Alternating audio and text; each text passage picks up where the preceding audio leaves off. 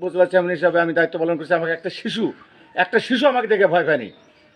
আমি সবার সাথে মেশার চেষ্টা করছি এবং এমপিটাও আমি ওই জন্য আমি 25টি ইউনিয়ন আমি পায়ে হেঁটে শুরু করছি প্রায় 1 বছর থেকে, এবং এখন কভার দিতে পারছি না, মাঝে মাঝে মিশুক নিচ্ছি।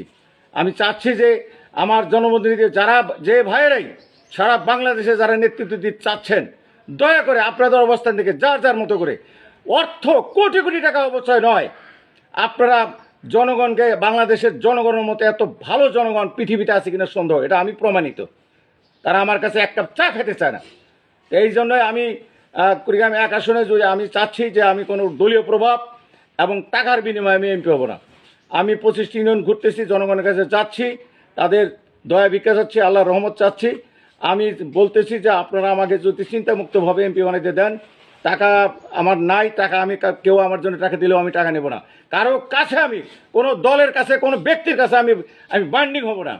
কারণ আমি আমার মতো করে আমি কুড়িগ্রাম 1 আসনে আমি জনসেবা করে যাব। আমি এবং মহান আল্লাহ যদি আমাকে জাতীয় সংসদ সদস্য হিসাবে মহান সংসদে পাঠান, বাংলাদেশে অনেক জাতীয় সমস্যা আছে যেগুলো আমার অতীতের সংসদ সদস্য ভাইরা ঠিকমতো বলছেন কিনা সেটা আপনারাই ভালো জানেন। আর আমি যখন সংসদ সদস্য হব, আমি যখন কথাগুলো